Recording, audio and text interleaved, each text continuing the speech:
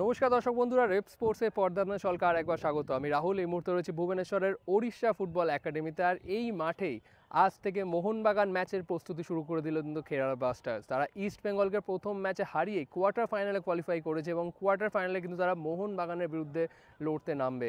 মোহনবাগান যারা এই মুহূর্তে কলকাতায় অনুশীলন করছে, তাদের 24 তারিখ বা 25 তারিখ ভুবনেশ্বরে আসার কথা। তারা কিন্তু দ্বিতীয় সারির দল নিয়ে আসছে, আর অবভিয়াসলি সিনিয়র দলের কিছু ফুটবলার রয়েছে, কিন্তু তাদের সামনে কিন্তু একটা কঠিন চ্যালেঞ্জ ওয়েট করছে। সেটা হচ্ছে অবভিয়াসলি কেরল ব্লাস্টার্স যে ফুটবলটা খেলেছে প্রথম ম্যাচে, তো উইদাউট এনি ডাউট কেরালা কিন্তু ফেভারিট হিসেবেই নামবে কোয়ার্টার ফাইনালে। কিন্তু এই মুহূর্তে যেটা একটা বড় আপডেট পাওয়া যাচ্ছে সেটা হচ্ছে মোহনবাগান ম্যাচে অ্যাড্রিয়ান লুনা খেলবে কি খেলবে না, সেই নিয়ে কিন্তু একটা বড় ধোঁয়াশা রয়েছে। আপনারা কালকের ম্যাচে দেখেইছেন যে অ্যাড্রিয়ান লুনা কিন্তু ম্যাচ চলাকালীন হঠাৎ মাঠ ছেড়ে উঠে যায়, তাকে সাবস্টিটিউট করতে হয়। এবং কালকে যখন কলিঙ্গ স্টেডিয়াম ছেড়ে যখন বেরোচ্ছিলেন ম্যাচের পর, তাকে কিন্তু হালকা খোঁড়াতে দেখা গেছে, তার হাঁটুতে দেখা গেছে কিন্তু একটা স্ট্র্যাপ বাঁধা ছিল।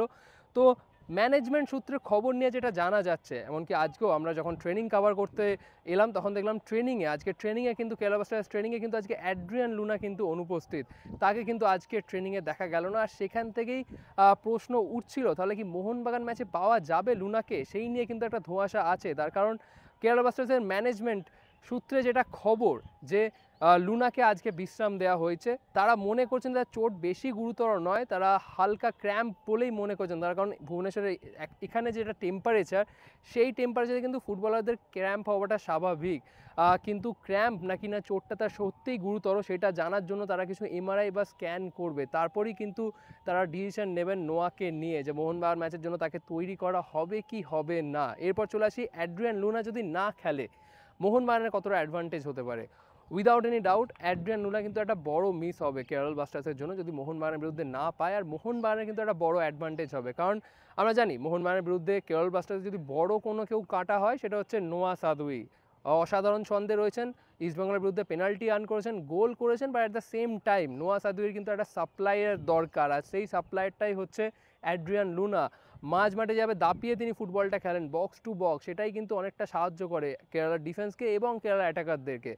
এই নোয়া সাদুই, জেসুস হিমেনেস, এদেরকে কিন্তু যে বল বাড়ানোর কাজটা সেটাই কিন্তু করে Adrian Luna. Adrian lunar quality নিয়ে কিন্তু কোনো ডাউট নেই, কিন্তু আনফর্চুনেটলি তিনি মোহনবাগান ম্যাচটা মিস করলেও করতে পারে, কারণ এই মুহূর্তে যেটা খবর তার কিন্তু চোট নিয়ে এখনও কিন্তু ডাউট রয়েছে কেরল ম্যানেজমেন্টের, কেরল মেডিকেল টিমের। সুতরাং আজকে তাকে বিশ্রাম দেওয়া হয়েছে। এরপর এমআরআই স্ক্যান করে কাল বা পরশু, কাল যদিও কেরালার ট্রেনিংয়ে ব্রেক রয়েছে, কালকে তারা ট্রেনিং করবে না, কালকে তারা রেস্ট দেয়, আবারও পরশু দিন থেকে কিন্তু তারা প্রস্তুতিতে নেমে পড়বে, মোহনবাগান ম্যাচের প্রস্তুতিতে তারা কিন্তু নেমে পড়বে। সুতরাং লুনা নিয়ে কিন্তু একটা ধোঁয়াশা থেকেই যাচ্ছে মোহনবাগান ম্যাচের আগে।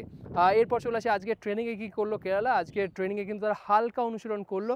মূলত যেটা ফার্স্ট টিম যেটা কালকে ম্যাচ খেলেছে তাদেরকে কিন্তু বিশ্রাম দেওয়া হলো, হালকা তাদেরকে রিকভারি করে তাদেরকে কিন্তু মাঠ ছাড়তে দেখা গেল। বাকি যারা বেঞ্চে ছিলেন তারা কিন্তু বেশ জোর কদমে আজকে অনুশীলন করলো।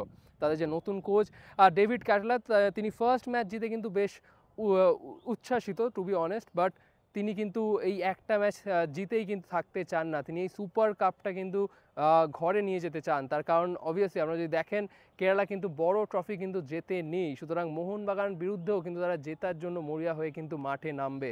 এখন এটাই দেখার বিষয়, এই যে এই ফর্মিডেবল কেরালা দলটাকে মোহনবাগান কি হারাতে পারবে, 90 মিনিটের খেলা, তার মধ্যে কি মোহনবাগান হারাতে পারবে, সেটাই কিন্তু এখন দেখার বিষয়। ভিডিওটা এখানেই শেষ করছি, যদি ভালো লেগে থাকে অবভিয়াসলি লাইক শেয়ার এবং সাবস্ক্রাইব করুন।